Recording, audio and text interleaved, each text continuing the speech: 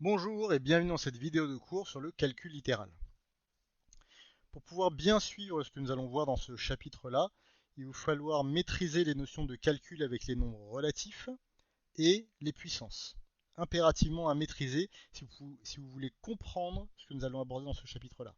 Donc si jamais ce n'est pas maîtrisé, je vous encourage d'aller le faire avant. Alors, le calcul littéral, qu'est-ce que c'est? Comme son nom l'indique, c'est du calcul avec les lettres. C'est pour ça qu'on a le mot littéral. Pour pouvoir calculer avec les lettres, on va aborder un certain nombre de notions. Et dans cette première vidéo, nous allons voir déjà quelles sont les règles qui définissent comment on écrit du calcul littéral pour pouvoir comprendre de quoi on parle. Donc, dans cette partie-là, il va y avoir deux types d'objets qui vont nous intéresser. Premièrement, c'est les objets qu'on va appeler les symboles.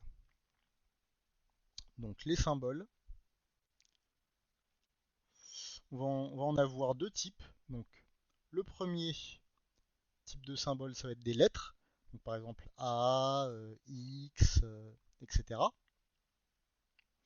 Et la deuxième chose, deuxième type de symbole, ça va être des parenthèses. Donc, soit des parenthèses classiques comme ceci, ou des crochets. Les crochets peuvent être considérés comme des parenthèses. Voilà. Donc ça, ce sont des symboles. Ensuite, le deuxième type d'objet que vous connaissez bien, ça va être des nombres. Donc les nombres, je ne vous donne pas d'exemple, hein, mais ça peut être des nombres de n'importe quelle forme. Donc soit des nombres entiers, des nombres décimaux, des fractions. Tout ça, ce sont des nombres donc, qui rentrent dans cette catégorie-là. Donc voilà, ça c'est nos deux types d'objets qu'on va utiliser dans cette partie-là et qu'il va falloir bien différencier. Donc les symboles d'un côté et les nombres de l'autre côté. Et on va avoir des règles qui vont s'appliquer à ces objets-là. Donc la première règle qu'on va appliquer, c'est que lorsque vous avez une multiplication entre un symbole et autre chose, eh bien le signe multiplié, on ne va pas l'écrire. Donc, j'écris la règle, hein, pas de signe multiplié. Donc le symbole comme ça, là, on ne l'écrit jamais. Voilà, le signe multiplié, on ne l'écrit jamais avec un symbole. Donc un symbole, ça veut dire soit une lettre, soit une parenthèse. Donc on n'écrit jamais le signe multiplié. Alors, qu'est-ce que ça va donner concrètement? On va faire quelques exemples. Donc si par exemple on voudrait écrire 4 fois A, A c'est un symbole, hein, c'est dans la catégorie des symboles, donc on n'écrit pas le signe multiplié quand il y a un symbole. Donc on n'écrit pas 4 fois A, mais tout simplement 4A. Donc ça veut dire qu'il faut s'habituer à écrire 4 fois A sous la forme 4A, mais ça veut aussi dire que lorsque vous voyez un énoncé dans lequel vous voyez écrit 4A, il faut vous rappeler que ça veut dire 4 fois A. Voilà, donc c'est important à bien maîtriser.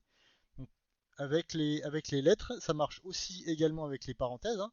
Donc si on a 4, une parenthèse, et dans la parenthèse on a 2 plus 7, ben, ça veut dire qu'il y a une multiplication, hein. Donc normalement on écrirait la multiplication entre le 4 et la parenthèse, mais du coup, quand on fait du calcul littéral notamment, ben, on n'écrit plus ces multiplications-là, on écrit vraiment le 4 fois 2 plus 7 comme ceci, et il faut se rappeler que c'est bien une multiplication entre la parenthèse et le 4 qui est ici. Une fois que ça c'est intégré, c'est une règle qu'on peut appliquer à absolument tous les types de calculs. Et de la même façon, lorsqu'on a deux symboles qui sont à la suite, donc soit deux lettres, donc A fois B, on va l'écrire AB, ou alors euh, A, A parenthèse,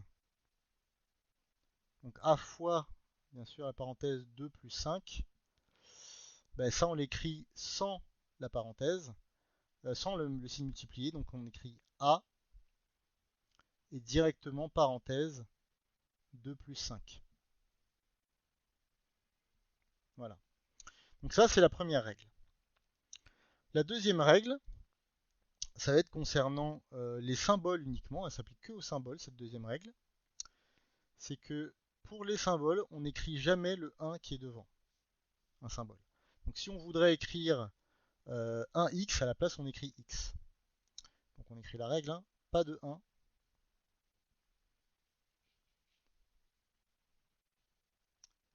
Pas de 1 devant un symbole.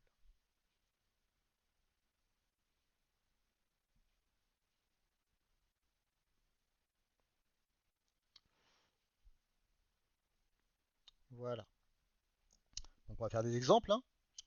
Donc le premier exemple, bah, c'est quand il a une lettre, hein, c'est le symbole le plus simple. Lorsque vous avez un A, bah, ça vous l'écrivez pas un A, vous l'écrivez A directement.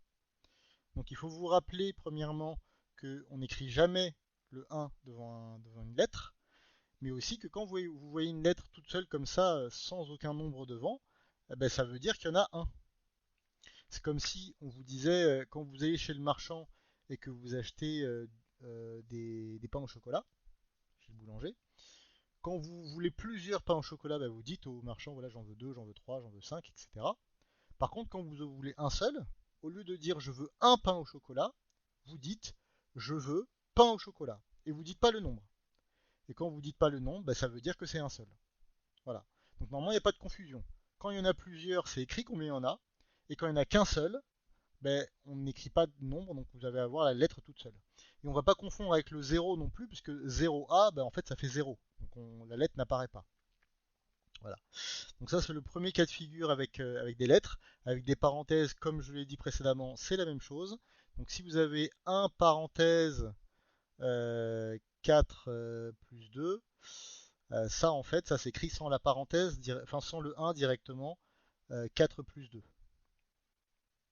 Voilà. Donc rappelez-vous de ces deux règles-là. On pourra en donner une troisième, mais c'est pas vraiment une règle, mais c'est plus une façon d'écrire qui est évidente lorsqu'on a fait les puissances. On pourrait la caser en troisième règle, hein, ça se fait. Donc si on devait mettre une troisième règle, ce serait regrouper les puissances. Regrouper les puissances. Donc avec des lettres, on regroupe les puissances. Donc je vais donner un exemple. Mais quand vous avez une lettre multipliée par elle-même plusieurs fois, vous devez savoir que ça peut s'écrire sous forme de puissance. Donc lorsque vous avez quelque chose comme B fois B, alors ça, on pourrait l'écrire d'après la première règle BB, puisqu'on enlève le signe fois. Mais en fait, dans ce cas-là, on va plutôt écrire B puissance 2 ou B au carré, puisque là, c'est la même lettre. De la même façon, si vous avez un truc un peu plus compliqué comme 5A fois B fois A encore, ben là, le 5 il va rester devant. Mais vous allez écrire A au carré, puisque vous avez deux A. Et après, le B qui est après, on peut l'écrire juste ensuite. Alors, on n'écrit pas le signe multiplié, évidemment, puisqu'on applique la première règle. Et on n'écrit pas non plus AA dans ce cas-là. On écrit A au carré, on regroupe bien les puissances. Voilà. Donc, c'est les trois règles à se rappeler. Normalement, lorsque vous les appliquez, vous devriez avoir des expressions littérales qui sont faciles à lire. Donc pas de 1 devant les lettres, pas de signe multiplié, jamais. Et quand vous avez la même lettre qui est multipliée par elle-même, ben, il faut la regrouper sous forme de puissance. Ça rend les choses plus faciles à lire. Donc voilà, donc rappelez-vous bien de ces règles-là. Je vous mets comme d'habitude dans la description le cours et des exercices pour vous entraîner. C'est très important de bien maîtriser ces notions de base avant de passer au cours suivant, donc je vous encourage vraiment à le faire.